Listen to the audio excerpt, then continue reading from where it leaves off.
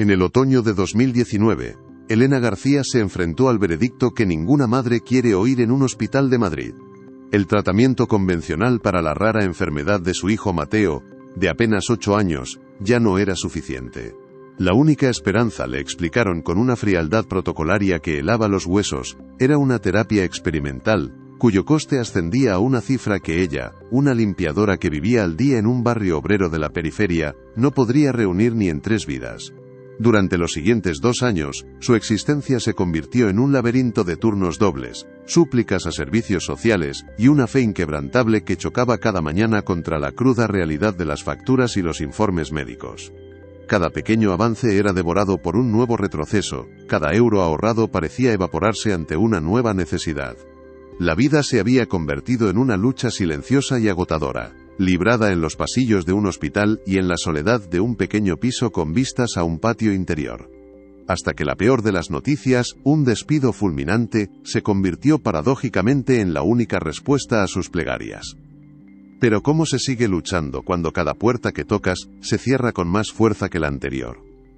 ¿De dónde saca una persona la fuerza para levantarse cuando el mundo parece decidido a mantenerla de rodillas? Antes de desvelarte cómo un viejo recetario de su abuela, olvidado en un cajón lleno de recuerdos, se convirtió en su única arma en esta guerra desigual. Déjanos un comentario contándonos desde dónde nos ves, y suscríbete ya al canal. Créeme, no querrás perderte la increíble cadena de acontecimientos que transformó esta historia de desesperación en un ejemplo de resistencia comunitaria. El conflicto principal para Elena no era solo la enfermedad, era la aplastante indiferencia de un sistema que no tenía respuestas para ella.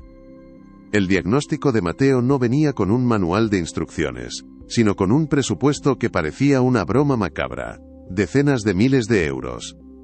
Su sueldo como limpiadora en un moderno edificio de oficinas en el centro de la ciudad apenas cubría el alquiler, la comida y los gastos básicos. Cada día era una coreografía de supervivencia. Levantarse a las 5 de la mañana, coger 2 autobuses y un metro para llegar a un mundo de cristal y acero que le era completamente ajeno. Limpiar los despachos de gente cuyas preocupaciones parecían de otro planeta, y volver a casa corriendo para administrar la medicación de Mateo, ayudarle con los deberes y fingir una normalidad que se desmoronaba por dentro. Ella era invisible para el sistema, un número de la seguridad social, una empleada fácilmente reemplazable. Y mientras, el reloj biológico de su hijo seguía corriendo, indiferente a su esfuerzo y a sus lágrimas. La carga emocional de la situación era una presión constante, un zumbido sordo en el fondo de su mente que nunca cesaba. Elena vivía en un estado de alerta perpetua, analizando cada tos de Mateo, cada cambio en su apetito, cada vez que decía que se sentía más cansado de lo normal. La culpa era una compañera constante, se sentía culpable por no ganar más dinero, por no tener más energía, por tener que dejar a su hijo al cuidado de su vecina anciana doña Carmen, mientras ella iba a trabajar. La vergüenza también hacía acto de presencia, especialmente cuando tenía que pedir ayuda a familiares que, a su vez, luchaban con sus propias dificultades económicas. Las noches eran el peor momento. En el silencio de su pequeño dormitorio, con Mateo durmiendo en la habitación de al lado, la ansiedad la devoraba. Daba vueltas en la cama, repasando mentalmente las cuentas, las citas médicas, las negativas de las ayudas sociales. Rezaba en silencio, no con grandes aspavientos, sino con una conversación íntima y desesperada, pidiendo una señal, una salida, un milagro que parecía no llegar nunca. Y luego, al amanecer, se levantaba, se lavaba la cara con agua fría para ocultar las ojeras, y se ponía la máscara de madre fuerte y optimista para su hijo, porque su sonrisa era el único combustible que le quedaba para seguir adelante un día más. El entorno de Elena era un microcosmos de la sociedad, un reflejo de la dualidad entre la solidaridad humana y la frialdad sistémica. Su red de apoyo era tan frágil como poderosa. El pilar fundamental era doña Carmen, una viuda de 70 años que vivía en el piso de enfrente. Carmen no ofrecía discursos de ánimo ni falsas esperanzas. Ofrecía cosas concretas, un plato de lentejas calientes cuando Elena llegaba tarde y agotada del trabajo. 1 hora de su tiempo para quedarse con Mateo mientras Elena iba a una reunión en el colegio. Una palabra de aliento, sin dramatismos mientras tendían la ropa en el patio. Ella representaba la solidaridad silenciosa y anónima de la gente de barrio, la que no pide nada a cambio. En el otro extremo del espectro estaba el señor Ramírez, su jefe. Un hombre de mediana edad, siempre impecable, que dirigía la empresa de limpieza con una eficiencia pragmática. Para él, Elena era un número en una hoja de cálculo. Sus problemas personales, como él los llamaba, eran una variable que afectaba a la productividad. No era un hombre malvado, simplemente encarnaba la lógica implacable de un sistema que no tiene espacio para la vulnerabilidad. Sus interacciones eran breves y funcionales, marcadas por la distancia jerárquica y una total falta de empatía, un recordatorio constante de que, fuera de su pequeño círculo, ella estaba completamente sola. Los meses que siguieron al diagnóstico se convirtieron en un lento y doloroso descenso. La salud de Mateo, aunque con altibajos, seguía una clara tendencia a la baja. Los informes médicos se llenaban de términos técnicos que Elena no entendía del todo, pero cuyo significado se reflejaba en la creciente palidez de su hijo, en su falta de energía para jugar al fútbol en el pasillo y en las noches interrumpidas por la fiebre. La presión financiera se hizo insostenible.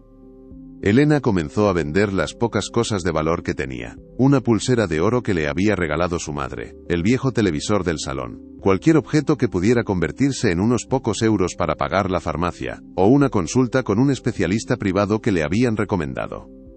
Empezó a saltarse comidas, diciendo que no tenía hambre, para asegurarse de que a Mateo nunca le faltara nada. Sus amigos y familiares, aunque bien intencionados, se fueron distanciando sutilmente, abrumados por una situación que no sabían cómo afrontar.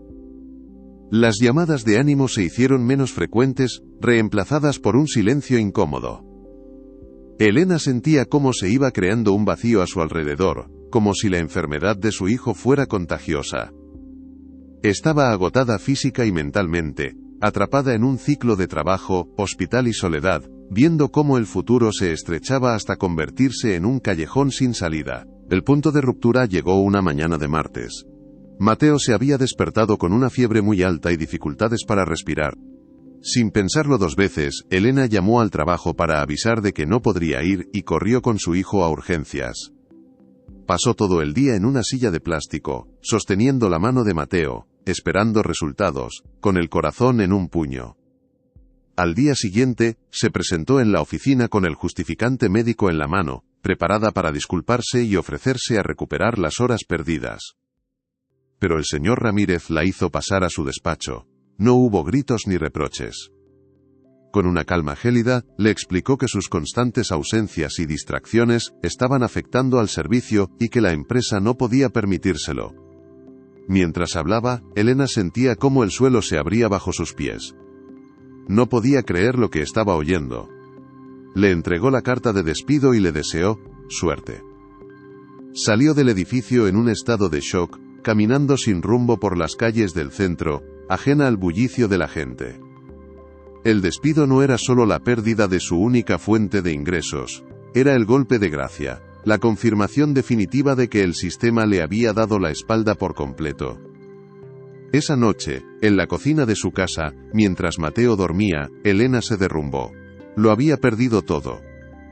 O eso creía ella. Aquella noche, el llanto de Elena fue silencioso, un torrente de lágrimas amargas que se ahogaban en un paño de cocina para no despertar a Mateo. Pero a la mañana siguiente, el dolor se había transformado en algo más pesado y frío. Un vacío paralizante. El despertador no sonó. No había ningún autobús que coger, ningún uniforme que ponerse, ninguna rutina que la empujara a salir de la cama. El sol se filtraba por las persianas, indiferente a su ruina, iluminando las motas de polvo que danzaban en el aire de su pequeño salón. Por primera vez en años, Elena se sintió completamente despojada de su propósito. Era una madre, sí, pero el mundo le acababa de decir que ese rol era incompatible con el de ser una trabajadora, una persona funcional en la sociedad. La injusticia de la situación era una herida abierta. No la habían despedido por perezosa o por incompetente. La habían despedido por cuidar de su hijo enfermo. El sistema, con su lógica de beneficios y pérdidas, la había clasificado como un pasivo, una pieza defectuosa que había que desechar. Se sentó en el borde de la cama, mirando la carta de despido sobre la mesita de noche. Era un simple folio, con un lenguaje corporativo aséptico, pero para ella era una sentencia de muerte. ¿Cómo iba a pagar el alquiler del mes siguiente? ¿Cómo compraría la medicación especial que Mateo necesitaba y que la seguridad social no cubría por completo? El miedo era una presencia física, una garra helada que le oprimía el pecho y le dificultaba la respiración. Los días que siguieron se convirtieron en un laberinto burocrático diseñado para humillar a los desesperados. Elena tuvo que tragarse su orgullo y acudir a la oficina de empleo para solicitar el subsidio por desempleo. Hizo cola durante horas, rodeada de rostros que reflejaban la misma mezcla de vergüenza y ansiedad que sentía ella. Rellenó formularios interminables, respondiendo a preguntas que parecían diseñadas para hacerla sentir culpable por su situación. Cada sello, cada firma, cada documento que le pedían era un recordatorio de su fracaso. La funcionaria que la atendió, una mujer con la mirada cansada y un gesto de hastío permanente, la trató con una eficiencia impersonal que resultaba más cruel que cualquier grito. No había espacio para su historia, para el miedo que la consumía por las noches, para la imagen de su hijo tosiendo en la cama. Era solo un número de expediente, una estadística más en la larga lista del paro. Al salir de allí, con la promesa de una ayuda que tardaría semanas en llegar y que apenas cubriría una fracción de sus gastos, sintió una soledad más profunda que nunca. El mundo seguía girando a su alrededor, la gente corría a sus trabajos, reía en las cafeterías, vivía sus vidas, mientras ella se había vuelto invisible, una sombra que deambulaba por la ciudad con el peso de un futuro incierto sobre sus hombros. La rutina se había roto, y en su lugar solo había tiempo. Un tiempo vacío y amenazador que se extendía ante ella como un desierto. La nueva dinámica en casa era insostenible, una tensión silenciosa que lo impregnaba todo. Mateo, con la intuición aguda de los niños que han conocido el sufrimiento, percibía que algo iba terriblemente mal. Aunque Elena se esforzaba por mantener una fachada de normalidad, su sonrisa no llegaba a sus ojos, y sus abrazos tenían un matiz de desesperación. Él dejó de preguntar por qué ya no iba a trabajar. En su lugar, hacía preguntas más directas y dolorosas. «Mamá, ¿estás enfadada conmigo? Vamos a tener que irnos de esta casa». Cada una de esas preguntas era una puñalada en el corazón de Elena, alimentando una culpa que la devoraba por dentro. Se sentía una impostora, una madre que no podía proteger a su hijo del miedo y la incertidumbre. Las visitas al hospital se volvieron aún más angustiosas.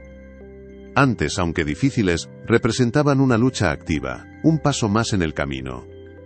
Ahora, cada cita era un recordatorio de su impotencia. Se sentaba en la sala de espera, escuchando los diagnósticos y las recomendaciones de los médicos, mientras en su cabeza una calculadora implacable sumaba costes que sabía que no podía asumir.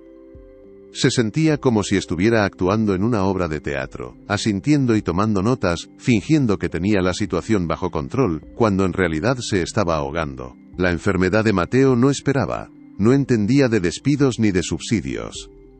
Seguía su curso, y Elena sentía que estaba perdiendo la carrera contra el tiempo, corriendo con los pies atrapados en el barro.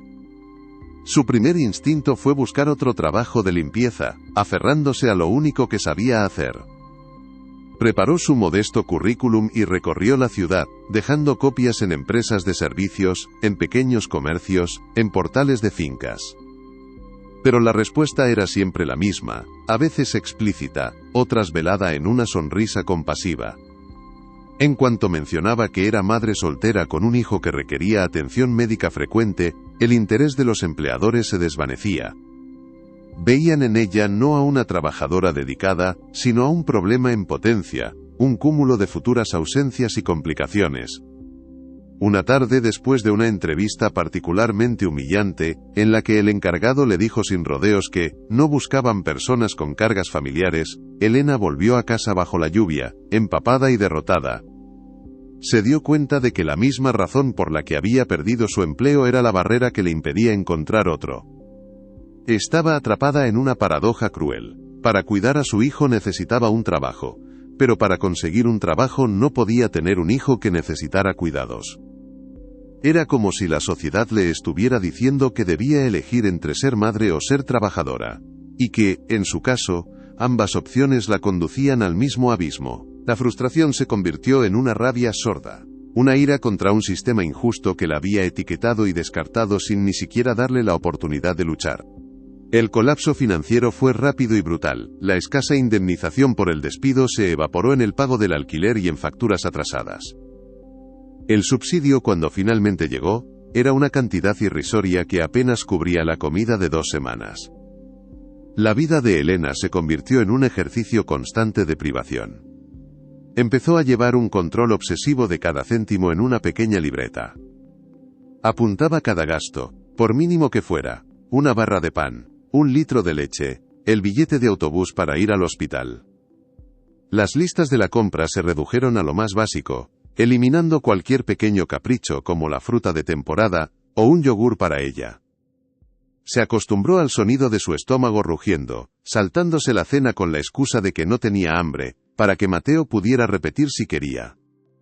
La vergüenza se instaló como una inquilina permanente en su hogar. Empezó a evitar a doña Carmen, inventando excusas para no abrir la puerta cuando llamaba con un plato de comida, porque aceptar su caridad se sentía como una confirmación de su fracaso. La nevera, que antes siempre tenía algo, ahora presentaba estantes casi vacíos, un reflejo desolador de su situación. Una noche, mientras Mateo dormía, Elena se encontró de pie frente a ella, con la luz fría del interior iluminando su rostro. Vio un único huevo, media cebolla, y un cartón de leche a punto de caducar. Y en ese momento, la realidad la golpeó con una fuerza abrumadora. No era solo pobre, se estaba deslizando hacia la miseria. El punto más bajo llegó una tarde de noviembre. Un sobre con el membrete de la compañía eléctrica yacía sobre el felpudo. No era una factura, era un aviso de corte de suministro por impago. Tenía 48 horas para abonar la cantidad adeudada, o se quedaría a oscuras. Elena sostuvo el papel con manos temblorosas. El frío no era solo por el otoño que entraba por las rendijas de la ventana, sino un frío interior, el del pánico absoluto. La idea de que Mateo tuviera que pasar frío, de no poder encender una luz por la noche si él se sentía mal, era más de lo que podía soportar. Se sintió completamente rota, despojada de la última pizca de dignidad. Había luchado, había suplicado, había aguantado humillaciones, y todo para llegar a ese punto. La amenaza de vivir en la oscuridad. Esa noche no lloró. Se sentó en la penumbra de la cocina, con el aviso sobre la mesa, y sintió cómo la desesperación daba paso a un extraño estado de quietud. Había tocado fondo. Ya no había nada más que perder, no había más puertas a las que llamar, ni más favores que pedir. Estaba sola, acorralada y sin ninguna salida visible. Miró a su alrededor, a las modestas paredes de la cocina que habían sido testigo de tantas cenas apresuradas, de tantas conversaciones con su hijo, de tantas lágrimas silenciosas. Era su hogar, su refugio, y estaba a punto de desmoronarse. En ese estado de resignación catatónica, sus ojos se posaron en un viejo aparador de madera oscura que había heredado de su abuela. Era el único mueble de valor sentimental que le quedaba, y lo había salvado de todas las ventas porque representaba sus raíces, un ancla con un pasado más feliz. Sin un propósito claro, más por un impulso de ordenar algo en medio de su caótica vida, abrió uno de los cajones inferiores, uno que rara vez tocaba. Estaba lleno de manteles viejos, fotos en blanco y negro, y pequeños recuerdos sin valor material. Sus dedos rozaron algo duro y cubierto de tela. Lo sacó con cuidado. Era un cuaderno grueso, de tapas gastadas y hojas amarillentas por el paso del tiempo. La caligrafía elegante y ligeramente inclinada de su abuela cubría cada página. Recetas de la abuela Carmen. Leyó en la portada, lo abrió al azar, y el aroma a papel viejo, a especias y a recuerdos la envolvió. No eran solo listas de ingredientes e instrucciones, eran historias. Al lado de la receta del cocido, una anotación sobre el día que su abuelo volvió de la mili. Junto a las croquetas, un comentario sobre cómo le gustaban a su padre de niño. No era un simple recetario, era el legado de una vida, la crónica de una familia contada a través de la comida. Elena pasó las páginas lentamente, sintiendo el gramaje del papel bajo sus dedos. Por primera vez en meses, no estaba pensando en el dinero, en la enfermedad, o en el miedo. Estaba conectando con algo más profundo, una fuerza que no sabía que poseía. Mientras sostenía el recetario, Elena sintió algo más que el peso del papel viejo entre sus manos. Era el peso de la memoria, de generaciones de mujeres de su familia que habían enfrentado sus propias batallas en la cocina, transformando la escasez en abundancia, el miedo en sustento.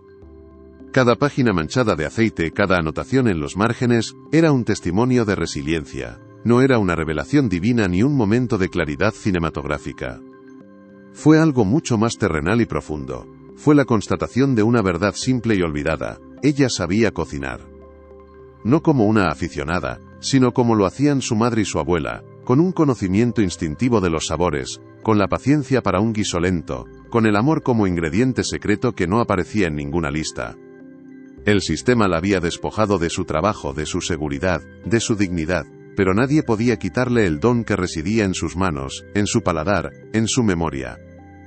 La idea que comenzó a formarse en su mente no era un plan de negocio brillante, sino un acto de pura supervivencia. No pensó en logotipos, ni en marketing, ni en márgenes de beneficio. Pensó en el olor de las lentejas estofadas de su abuela, en la textura de sus croquetas, en el consuelo que ofrecía un plato de comida caliente en un día frío. Pensó que si esa comida había sostenido a su familia durante décadas, quizás, solo quizás, podría sostenerla a ella y a Mateo un día más. No era esperanza lo que sentía, sino algo más crudo: la voluntad de luchar con la única arma que le quedaba. A la mañana siguiente, el aire en el pequeño piso había cambiado.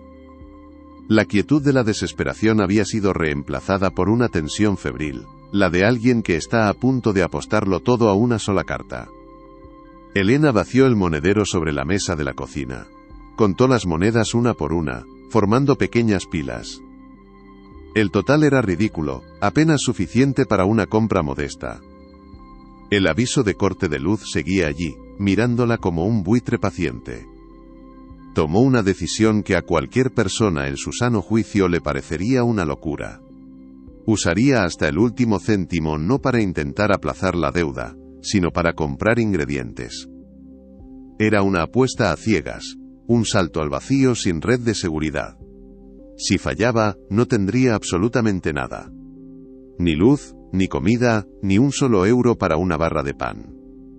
Con una lista mental basada en las recetas más económicas y contundentes del cuaderno de su abuela, lentejas con chorizo y un guiso de patatas, se dirigió al mercado del barrio. Caminaba con una determinación que no había sentido en meses. Cada paso era una declaración de guerra contra la resignación. En el mercado, no compraba, invertía. Sopesaba cada patata, olía cada cabeza de ajo, negociaba el precio de los huesos de jamón con el carnicero. Cada elección era crucial. Volvió a casa con las bolsas cargadas no solo de alimentos, sino del peso de su última oportunidad. Al entrar en la cocina, encendió el fuego y, por primera vez en mucho tiempo, el sonido de la cebolla pochándose en aceite de oliva llenó el silencio, un aroma que olía a hogar, a lucha, y remotamente, a un futuro posible. El proceso de cocinar se convirtió en un ritual, una meditación en movimiento que silenció el ruido de su ansiedad. Elena se movía por su minúscula cocina con una fluidez que había olvidado que poseía. Sus manos, acostumbradas a la lejía y a los productos de limpieza, recordaban instintivamente cómo picar las verduras con precisión, cómo remover el guiso con el ritmo adecuado para que no se pegara, cómo sazonar no con medidas exactas sino con la intuición heredada de su abuela. Mientras las ollas burbujeaban lentamente en el fuego, el apartamento se impregnó de un aroma que era a la vez familiar y extrañamente nuevo. Era el olor de la comida de verdad, de la comida hecha sin prisas, con dedicación. Mateo, atraído por el perfume que se colaba por debajo de su puerta, entró en la cocina con los ojos somnolientos, y una curiosidad que Elena no le había visto en semanas. ¿Qué huele tan bien, mamá?, preguntó, y en esa simple pregunta, ella sintió una pequeña victoria, la primera en mucho tiempo. Había logrado crear un momento de calidez y normalidad en medio del caos. Esa tarde no comieron en silencio frente al televisor. Se sentaron juntos en la pequeña mesa, y Elena le sirvió un plato hondo de lentejas. Al ver a su hijo comer con apetito, sorbiendo la última cucharada y pidiendo repetir, sintió una oleada de fuerza. No era solo comida. Era una prueba tangible de que aún podía cuidar de él, de que aún podía ofrecerle algo más que miedo y preocupación. Era la primera evidencia de que su apuesta, por descabellada que fuera, tenía un fundamento real. Con las primeras luces del alba, antes de que el barrio despertara por completo, Elena se enfrentó al siguiente obstáculo: ¿cómo vendería esa comida? No tenía un local, ni licencia, ni siquiera recipientes adecuados. La vergüenza amenazó con paralizarla de nuevo. La idea de plantarse en la calle a ofrecer comida como una vendedora ambulante le revolvía el estómago. Pero entonces miró a Mateo, que dormía plácidamente, y supo que el orgullo era un lujo que ya no podía permitirse. Recurrió a lo que tenía a mano. Reunió todos los tarros de cristal vacíos que había ido guardando y los lavó y esterilizó a conciencia. Llenó cada uno con raciones generosas de los guisos que había preparado la víspera. Escribió a mano pequeñas etiquetas con el nombre del plato, usando un rotulador infantil de Mateo. Su primer mercado potencial estaba justo al otro lado de la calle. Una gran obra en construcción donde decenas de obreros empezaban su jornada. Sabía que muchos de ellos comían bocadillos fríos o menús caros en el bar de la esquina. Con el corazón martillándole en el pecho y las manos temblando, cargó los táperes en una vieja bolsa de la compra y cruzó la calle. Se acercó al grupo de hombres que tomaban café antes de empezar a trabajar. La voz casi no le salía. «Perdonen, he preparado comida casera, lentejas y guiso de patatas. Por si a alguien le interesa para el almuerzo. Está recién hecho», murmuró, sintiendo que todas las miradas se clavaban en ella. La reacción inicial fue una mezcla de sorpresa y escepticismo. Los obreros, hombres curtidos por el trabajo físico y la rutina, la miraron con desconfianza. ¿Quién era esa mujer, y por qué les ofrecía comida en táperes? El silencio que siguió a sus palabras pareció durar una eternidad. Elena sintió el impulso de dar media vuelta y huir, de esconderse en su piso y no volver a salir. Pero uno de ellos, un hombre mayor con el rostro surcado de arrugas y las manos encallecidas, se acercó. Se llamaba Antonio. «¿Lentejas como las que hacía mi madre?», preguntó con un acento andaluz cerrado. Elena asintió, incapaz de hablar. Él abrió uno de los recipientes. El vapor y el aroma del guiso se escaparon, y su expresión cambió. «Huele que alimenta», dijo, y sacó unas monedas del bolsillo. «Me quedo con uno, y dame otro para mi compañero». Ese simple gesto rompió el hielo. Como si se hubiera abierto una compuerta, otros se acercaron, curiosos. Algunos compraron por pena, otros por la novedad. Pero la mayoría lo hizo porque el olor les recordaba a su propia casa, a la comida que echaban de menos. En menos de 15 minutos, Elena había vendido todo lo que llevaba. Volvió a casa con la bolsa vacía y el monedero lleno de monedas. No era una fortuna, pero era más dinero del que había visto junto en semanas. Más importante aún, no era una limosna. Era dinero ganado con su propio esfuerzo, con su propio talento. Al cerrar la puerta de su casa, se apoyó en ella y respiró hondo.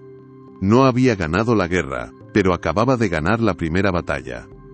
El éxito de esa primera mañana, aunque modesto, encendió una chispa en la oscuridad. Elena comprendió que no podía ser un esfuerzo de un solo día. Tenía que ser sistemática. Con el dinero ganado, volvió al mercado esa misma tarde.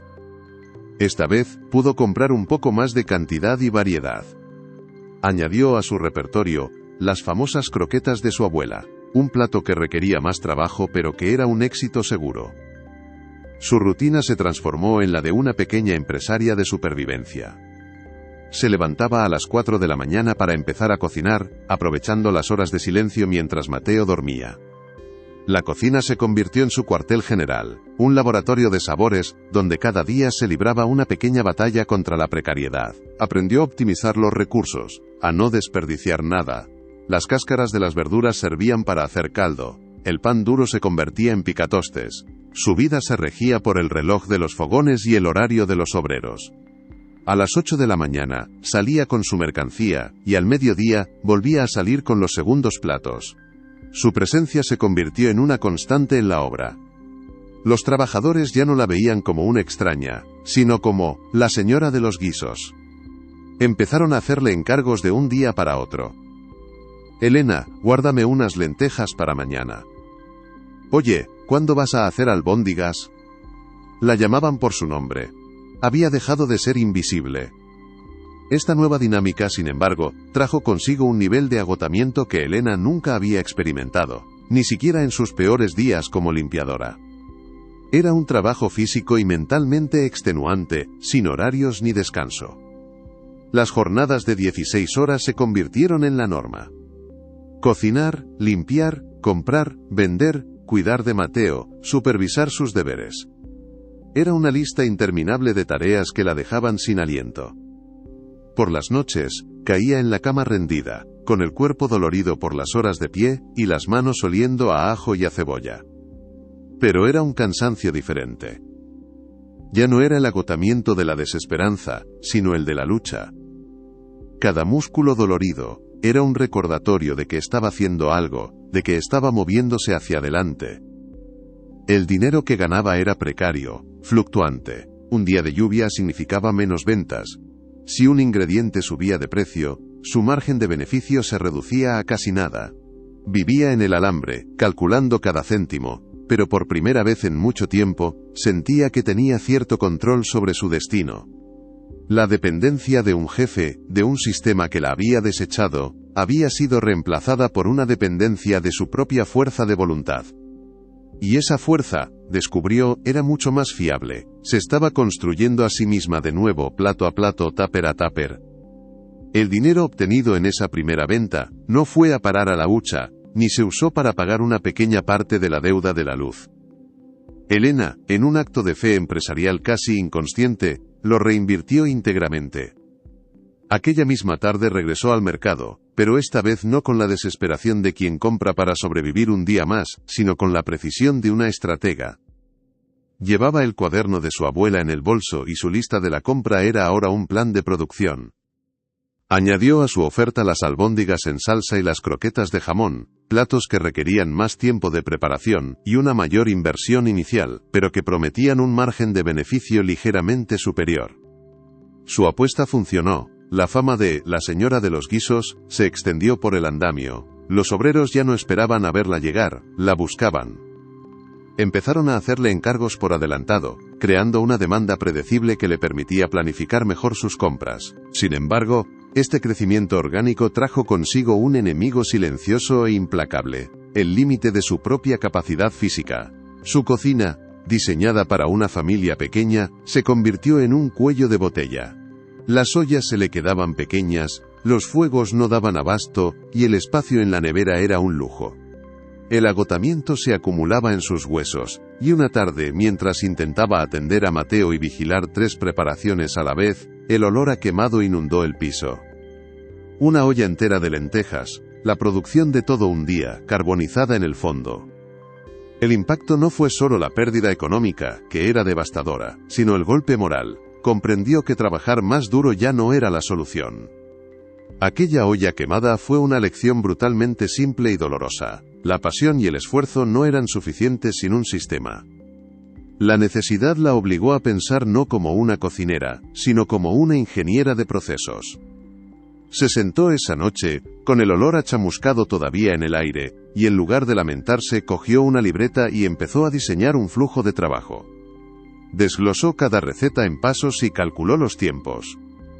Reorganizó su minúscula cocina, creando estaciones imaginarias, una para picar verduras, otra para empanar croquetas, otra para envasar. Empezó a preparar los ingredientes la noche anterior, guardándolos en túperes etiquetados en la nevera, una técnica que había visto en programas de cocina, pero que nunca imaginó aplicar a su propia vida. Esta optimización forzosa le permitió aumentar ligeramente su producción, sin tener que añadir más horas a sus ya maratonianas jornadas. Mateo se convirtió en su pequeño ayudante, encargado de una tarea que le encantaba: pegar las etiquetas escritas a mano en las tapas de los recipientes. Este pequeño ritual no solo le daba a él un sentido de participación, sino que transformaba la cocina de un lugar de trabajo frenético a un espacio de colaboración familiar. Elena estaba aprendiendo, a base de errores y pequeños aciertos, los fundamentos de un negocio. No sabía nada de gestión de la producción ni de logística, pero estaba aplicando sus principios de la forma más pura y visceral, impulsada por la única motivación que importa: la supervivencia de su hijo. La interacción diaria con sus clientes, los obreros de la construcción, se convirtió en su particular estudio de mercado. Al principio, Elena se limitaba a entregar la comida y recoger el dinero, con la timidez de quien todavía no se cree del todo su nuevo rol, pero poco a poco, empezó a escuchar. Eran comentarios casuales, dichos sin malicia, pero que para ella eran oro puro. Elena, a esto le falta un poco de alegría, le dijo un día un joven albañil, refiriéndose a que el guiso estaba soso. Con el calor que hace, un gazpacho fresquito entraría de lujo, sugirió otro. Cada comentario era una consultoría gratuita. Empezó a llevar una pequeña libreta donde no solo apuntaba los pedidos, sino también las sugerencias y las críticas. Aprendió a ajustar la sal, a añadir un poco más de pimentón, a espesar más las salsas. Un día, uno de los clientes más veteranos, Antonio, le devolvió un tupper a medio comer. «Estaban frías, mujer», le dijo con amabilidad pero con la decepción pintada en el rostro. Para Elena, fue una puñalada. Se había centrado tanto en la producción que había descuidado la entrega. Esa misma tarde, con el dinero de varios días, se fue a un bazar y compró unas bolsas térmicas de segunda mano. Fue una inversión considerable, pero entendió que la calidad no terminaba en el fogón. Empezó a calentar los recipientes justo antes de salir de casa, y a servirlos directamente de las bolsas aislantes. La diferencia fue inmediata. La gente empezó a comentar lo buena que estaba la comida recién hecha, sin saber el pequeño pero crucial cambio logístico que había detrás. Estaba aprendiendo sobre la importancia del servicio al cliente y la cadena de valor, aunque para ella solo se trataba de asegurarse de que un hombre cansado pudiera disfrutar de un plato de comida caliente. Este proceso de aprendizaje empírico, sin embargo, no estuvo exento de recaídas que ponían a prueba su resistencia. Un martes, después de una semana de buenas ventas, se despertó con fiebre y un dolor de garganta que apenas le permitía hablar. Su cuerpo, sometido a un estrés constante y a una mala alimentación, había dicho basta. Durante 2 días, no pudo cocinar. La idea de no poder salir a vender, de perder los ingresos de esas jornadas, la llenó de un pánico helado, un eco de la desesperación que había sentido al ser despedida. Se vio obligada a llamar a Antonio, el capataz, para avisarle de que no podría llevar la comida. Se sintió débil, fracasada, como si todo el esfuerzo se fuera a desmoronar por un simple resfriado. Pero entonces, ocurrió algo inesperado. Al día siguiente, doña Carmen llamó a su puerta. No venía sola. Detrás de ella estaban 2 vecinas más. «Nos hemos enterado de que estás mala», dijo Carmen con su tono práctico de siempre. Antonio ha corrido la voz. «Anda, dinos qué hay que hacer». Sin esperar respuesta, entraron en la cocina. Elena, desde el sofá y con la voz rota, les fue dando instrucciones. Una picaba cebolla, otra removía el sofrito. Se movían con la torpeza de quien no conoce el terreno, pero con una voluntad de hierro. Ese día, la comida salió a la obra. Quizá las croquetas no estaban tan perfectas y a las lentejas les faltaba un punto de sal, pero salieron. Elena comprendió que había construido algo más que un medio de vida. Había tejido, sin darse cuenta, una red de solidaridad a su alrededor. Ya no estaba sola. La ayuda de las vecinas fue un bálsamo, un respiro que le permitió a Elena recuperarse físicamente, pero la realidad matemática seguía siendo implacable. Las ventas diarias, aunque constantes, apenas generaban lo suficiente para cubrir los gastos del día a día y la medicación básica de Mateo.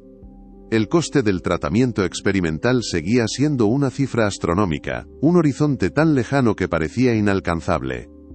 La lucha se había vuelto sostenible pero no transformadora. Elena estaba atrapada en una rueda de hámster de alta intensidad. Corría sin parar solo para permanecer en el mismo sitio. La frustración comenzó a filtrarse de nuevo en sus noches de insomnio. Había construido un pequeño bote salvavidas, pero seguía a la deriva en un océano de deudas y plazos médicos. El punto de inflexión no llegó con una idea brillante ni con un golpe de suerte, sino con la persistencia de una anciana. Doña Carmen, que observaba la lucha de Elena con una mezcla de orgullo y preocupación, decidió que la ayuda del vecindario no era suficiente. Sin decirle nada a Elena, llamó a su sobrino, un joven que trabajaba como becario en un periódico local gratuito. Le contó la historia no como una tragedia, sino como una epopeya de barrio. Unos días después, un chico de aspecto nervioso y con una libreta en la mano, se presentó en la puerta de Elena justo cuando ella salía con las bolsas térmicas. Se presentó como Javier, periodista. Elena sintió un escalofrío. La idea de exponer su vida, su pobreza, su desesperación, al escrutinio público la aterrorizaba. Quiso cerrar la puerta, pero la mirada honesta del joven y la mención del nombre de doña Carmen la detuvieron. La entrevista no fue un interrogatorio, sino una conversación. Javier no se centró en la enfermedad ni en la miseria. Le preguntó por su abuela, por el recetario, por el secreto de sus lentejas. Probó las croquetas y cerró los ojos, como si estuviera saboreando un recuerdo. Pasó tiempo con Mateo, interesándose por sus dibujos y sus superhéroes favoritos. Vio la dignidad en el esfuerzo de Elena, no la lástima. El artículo se publicó una semana después en la sección de Historias de la Ciudad. No era un titular de primera plana, sino una modesta columna en la página 12. El título era simple: La receta que alimenta un milagro. El texto no era sensacionalista. Describía el aroma del sofrito que se escapaba por el patio de luces, la caligrafía de la abuela en el cuaderno, las manos de Elena moviéndose con una precisión ancestral, y el apoyo silencioso de un barrio que se negaba a dejarla caer. Cuando Elena leyó el artículo, con el periódico temblando en sus manos en la mesa de la cocina, sintió una oleada de emociones contradictorias. Vergüenza por ver su vida expuesta, pero también una extraña sensación de validación. Por primera vez, alguien había mirado más allá de la madre desesperada, y había visto a la mujer luchadora, a la cocinera que transformaba ingredientes humildes en esperanza. No sabía si ese artículo cambiaría algo, pero por un momento, se sintió vista. Se sintió, después de mucho tiempo, real. El efecto de aquella modesta columna fue como tirar una piedra en un estanque en calma. Al principio, solo pequeñas ondas. El teléfono de Elena, un viejo móvil de prepago, empezó a sonar con llamadas de números desconocidos. Eran personas de otros barrios, lectores del periódico que querían probar las lentejas del milagro. La demanda se duplicó en un solo día. Elena se vio completamente desbordada, cocinando hasta altas horas de la madrugada, con el cansancio grabado en cada gesto. Pero las llamadas no eran solo para hacer pedidos. Una mujer se ofreció a regalarle ollas más grandes que ya no usaba. El dueño de una pequeña carnicería del barrio de al lado la llamó para decirle que le dejaría el chorizo y el jamón a precio de coste. Un agricultor jubilado que leía el periódico en el bar, apareció una mañana con una caja de patatas y cebollas de su huerto. «Para el guiso», dijo simplemente, y se marchó sin esperar las gracias. Eran pequeños gestos, pero juntos formaban una cadena de solidaridad que trascendía las fronteras de su calle. Elena se dio cuenta de que su historia había tocado una fibra sensible en la ciudad, un anhelo colectivo de humanidad en un mundo a menudo indiferente. La gente no solo estaba comprando comida, estaba invirtiendo en una causa, participando en un acto de resistencia comunitaria contra la adversidad. El verdadero tsunami llegó cuando la hija de uno de los obreros, una estudiante universitaria activa en redes sociales, escaneó el artículo y lo publicó en su perfil de Twitter, junto con una foto de Elena sirviendo la comida, desde sus bolsas térmicas. Escribió un texto corto y directo: «Esta es Elena, cocina para salvar la vida de su hijo Mateo, su comida es increíble y su lucha, más. Ayudemos». El post se compartió cientos, luego miles de veces. El hashtag La cocina de Elena empezó a ser tendencia en la ciudad. La historia saltó del periódico local a blogs de gastronomía, a grupos de Facebook de barrio, y a los oídos de un popular locutor de radio, que la contó en su programa matutino. El teléfono de Elena colapsó. Los mensajes de WhatsApp se contaban por centenares. La situación pasó de ser manejable a ser un caos absoluto. Los pedidos llegaban desde todos los rincones de la ciudad, de gente que ni siquiera sabía dónde estaba su barrio. Elena se vio superada por una ola de apoyo tan masiva que, paradójicamente, amenazaba con ahogarla. No tenía capacidad para producir tanto, ni medios para repartir los pedidos. La ansiedad volvió a atenazarla, esta vez no por la escasez, sino por la abrumadora abundancia de una generosidad que no sabía cómo gestionar. El éxito la estaba desbordando. Fue entonces cuando la comunidad, que había iniciado el movimiento, dio un paso al frente para organizarlo. Viendo a Elena al borde del colapso, Sus vecinos intervinieron. Doña Carmen, con su autoridad natural, se autoproclamó jefa de logística. Se sentó en la mesa de la cocina de Elena con una libreta, y empezó a tomar nota de los pedidos, organizándolos por zonas y horarios. Antonio, el capataz de la obra, habló con sus compañeros y organizaron turnos de reparto voluntarios. Los fines de semana, usaban sus propias furgonetas para llevar los pedidos a los barrios más lejanos. Los vecinos más jóvenes, los que habían crecido con Internet, crearon una página de donaciones sencilla pero efectiva, vinculada directamente a una cuenta bancaria abierta a nombre de Mateo. Publicaron el enlace en todas las redes sociales, explicando claramente para qué era el dinero y cuál era el objetivo a alcanzar. La cocina de Elena dejó de ser el esfuerzo de una sola mujer para convertirse en el centro de operaciones de un movimiento ciudadano. Su pequeño piso se llenó de gente que iba y venía, de vecinos pelando patatas en el salón, de jóvenes gestionando pedidos desde un ordenador portátil en un rincón. Elena ya no estaba sola al frente de la batalla, era la general de un ejército de gente corriente que había decidido que esa guerra era de todos. A medida que se acercaba la fecha límite para el primer pago del tratamiento, la recaudación de fondos se intensificó. A pesar de las donaciones y las ventas, todavía faltaba una cantidad significativa. La idea surgió en una de esas reuniones improvisadas en la cocina de Elena. Organizar un evento, una fiesta en la plaza del barrio para dar el último empujón. La propuesta se extendió como la pólvora. El dueño del bar de la esquina ofreció poner las bebidas y donar la recaudación. La panadera prometió hornear pan gratis para acompañar los guisos.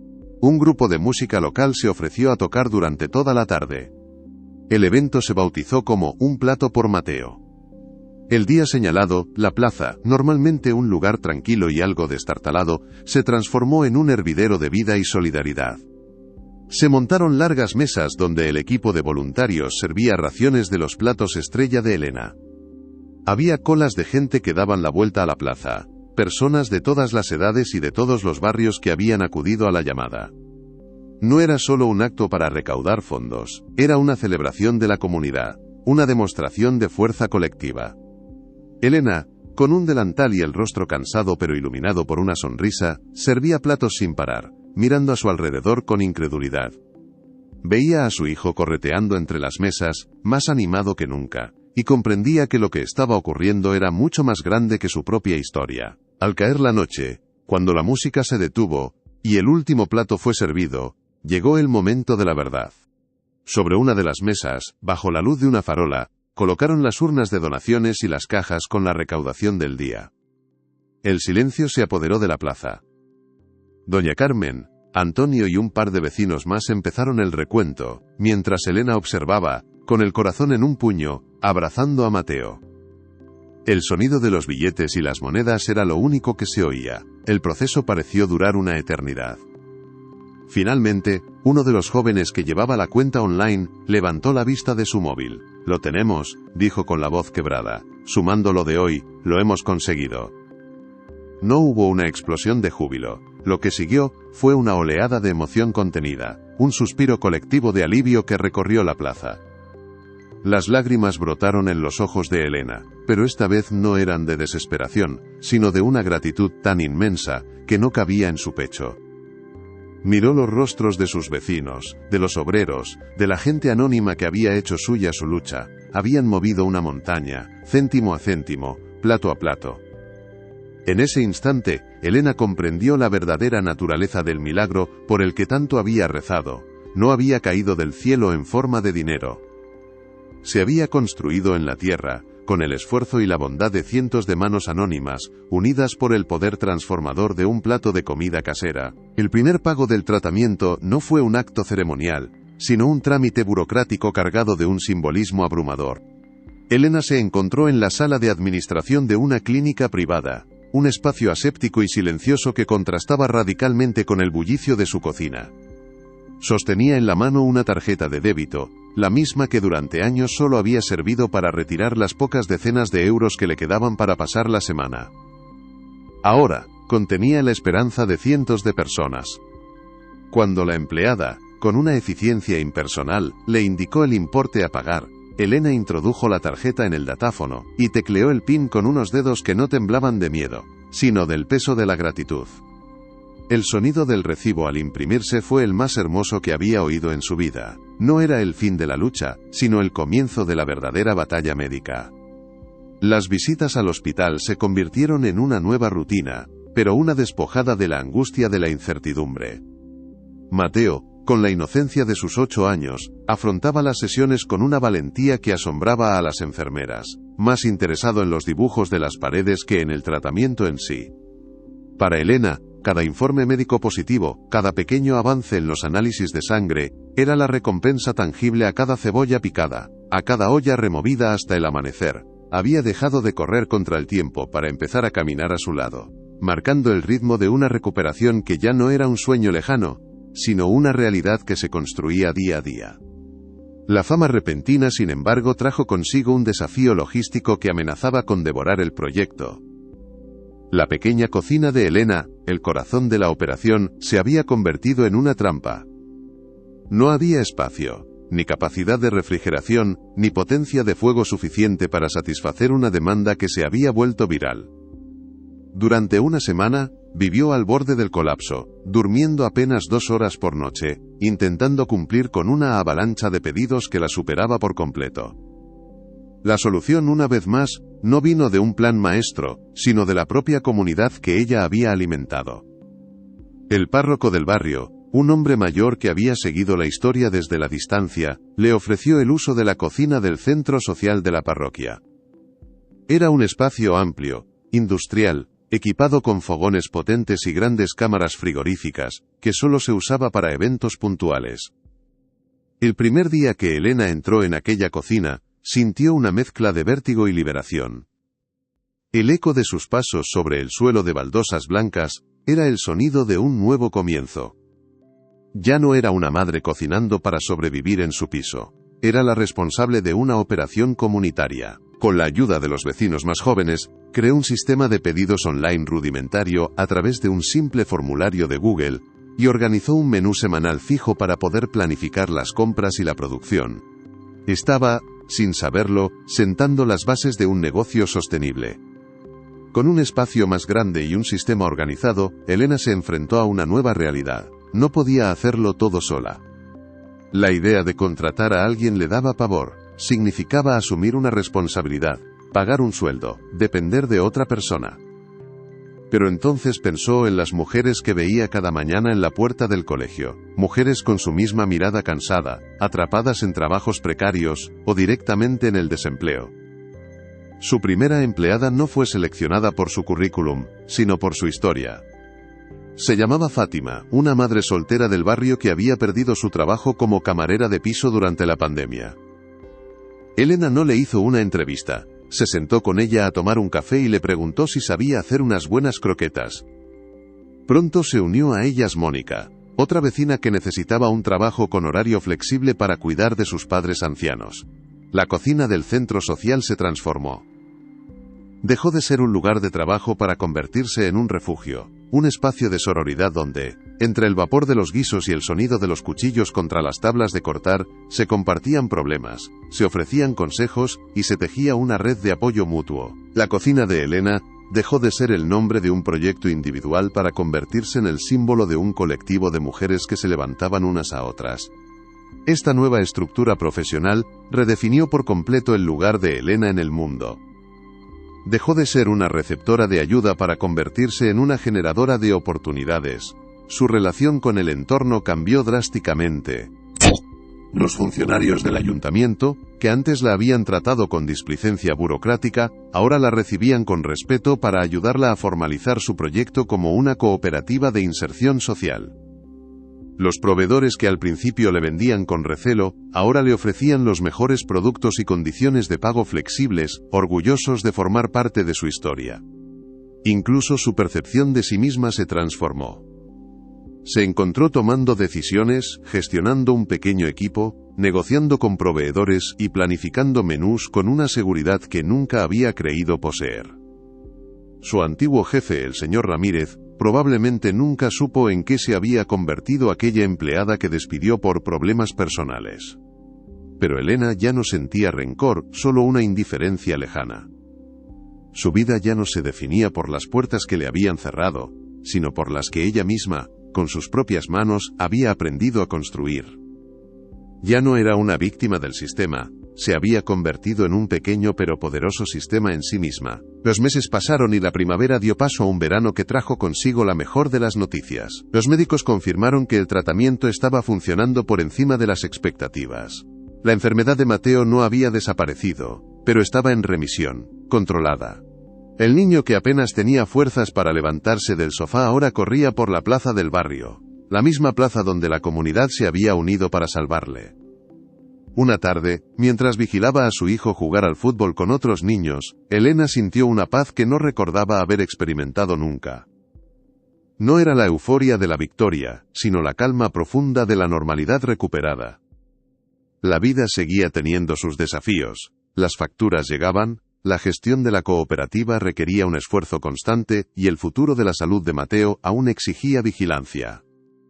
Pero el miedo paralizante, esa sombra que la había acompañado durante años, se había disipado. Había sido reemplazado por una confianza serena en su propia capacidad para afrontar lo que viniera. Observó a Mateo marcar un gol y correr hacia ella con los brazos abiertos y el rostro sudoroso y feliz.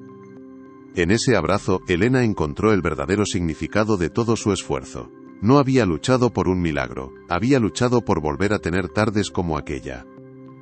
Hoy, la cocina de la abuela es una pequeña pero próspera cooperativa que da trabajo a 5 mujeres del barrio. Se ha convertido en una institución local, famosa por sus guisos y por la historia que hay detrás de cada plato.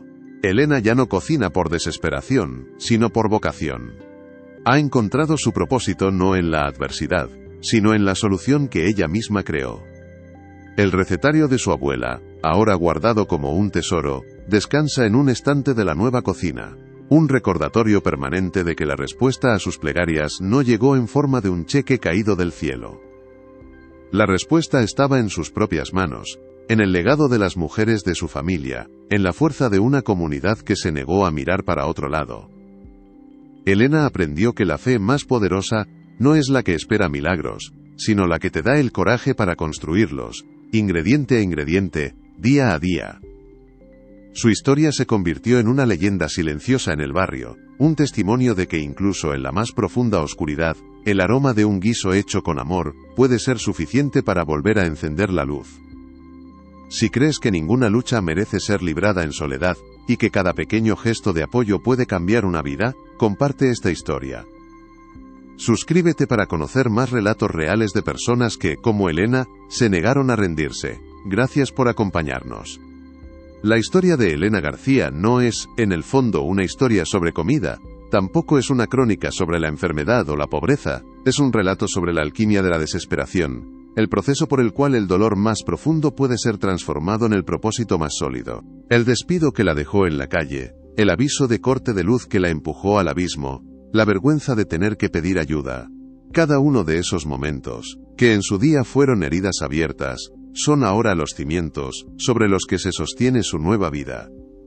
Elena no ha olvidado el frío de aquellas noches de insomnio, ni el sabor metálico del miedo en la boca. Pero ya no la atormentan. Esas cicatrices son un mapa que le recuerda de dónde viene, y, sobre todo, la inmensa fuerza que descubrió cuando creía no tener nada. El viejo recetario de su abuela, con sus páginas manchadas y sus esquinas dobladas, ya no es solo un objeto de nostalgia. Es la prueba tangible de que la herencia más valiosa no es el dinero ni las propiedades, sino el conocimiento que reside en las manos y la resiliencia que se transmite de generación en generación. Cada vez que entra en la cocina de la cooperativa, no solo ve fogones y ollas de acero inoxidable, ve el eco de su pequeña cocina de barrio, el fantasma de aquella primera olla de lentejas que lo cambió todo, y entiende que la verdadera superación no consiste en borrar el pasado, sino en darle un nuevo significado. El legado de Elena se ha extendido mucho más allá de las paredes de su cocina, tejiendo una nueva red social en un barrio que, como tantos otros, se estaba acostumbrando a la indiferencia.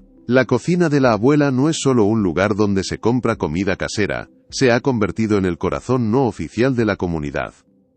Es el sitio al que acuden los vecinos para compartir noticias, el punto de encuentro donde se organizan pequeñas colectas para ayudar a otras familias en apuros, el lugar donde las mujeres que trabajan allí han encontrado no solo un empleo, sino una segunda familia.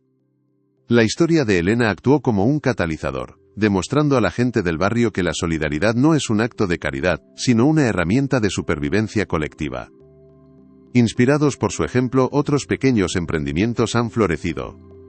Un joven que estaba en paro empezó a ofrecer sus servicios de reparaciones a domicilio. Una mujer mayor comenzó a vender las plantas de su balcón. Se ha generado un microecosistema de apoyo mutuo, un recordatorio constante de que la fuerza de una comunidad reside en la suma de sus pequeñas voluntades. La plaza donde se celebró Un plato por Mateo ya no es vista como un simple espacio público, sino como un lugar sagrado, el escenario donde un barrio entero recordó que, juntos, eran capaces de mover montañas.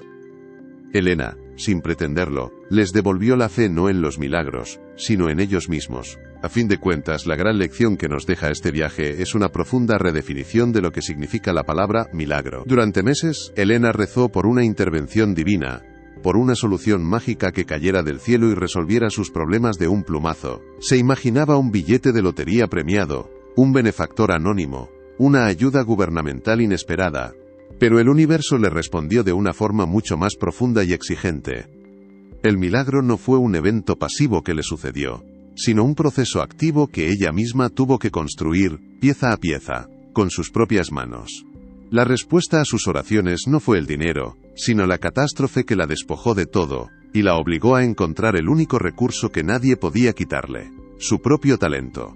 La ayuda no llegó de una institución lejana, sino de los rostros familiares de sus vecinos, de la generosidad de gente corriente que vio en su lucha un reflejo de las suyas propias.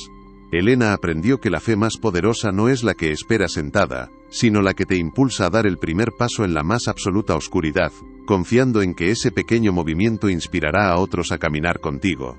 El verdadero milagro no fue reunir el dinero. Fue descubrir que la suma de pequeños actos de bondad humana puede generar una fuerza tan poderosa como cualquier intervención divina. Hoy, la vida de Elena y Mateo ha encontrado un ritmo sereno y sostenible. La enfermedad de su hijo sigue requiriendo controles periódicos, un recordatorio constante de la fragilidad de la vida, pero ya no dicta cada uno de sus pensamientos. Mateo es un niño alegre y enérgico, cuya mayor preocupación es si habrá croquetas para cenar. Elena, por su parte, se ha convertido en una líder tranquila y respetada. Dirige la cooperativa con la misma mezcla de pragmatismo y corazón con la que cocinaba en su pequeño piso. Sigue controlando los gastos en su vieja libreta, no por necesidad sino por principio. Les ha enseñado a las mujeres que trabajan con ella, que la dignidad no está en el tamaño del sueldo, sino en la capacidad de generar tu propio sustento. La cooperativa no aspira a convertirse en una gran empresa. Su objetivo es mucho más humilde y a la vez más ambicioso: seguir siendo un motor de estabilidad para las familias del barrio. El legado más importante que Elena está construyendo no es un negocio sino un ejemplo. Le está enseñando a su hijo, y a todos los que la rodean, que el éxito no se mide por lo que acumulas, sino por la capacidad de levantarte después de cada caída, y, en el proceso, ayudar a otros a ponerse en pie también. La historia de Elena es un poderoso recordatorio de que, a menudo las herramientas para construir nuestro propio milagro se encuentran escondidas en los lugares más inesperados, en las páginas de un viejo cuaderno, en el recuerdo de un sabor familiar, en la fuerza que reside en nuestras propias manos. Nos enseña que la resiliencia no es la ausencia de miedo, sino la decisión de actuar a pesar de él. Y, sobre todo, nos demuestra que la comunidad es la red de seguridad más fuerte que existe. Si crees que cada persona lleva dentro un don capaz de transformar su realidad, y que ninguna batalla debería librarse en soledad, comparte este vídeo. Suscríbete para conocer más historias que nos demuestran la extraordinaria fortaleza que se esconde en la gente corriente. Gracias por escuchar.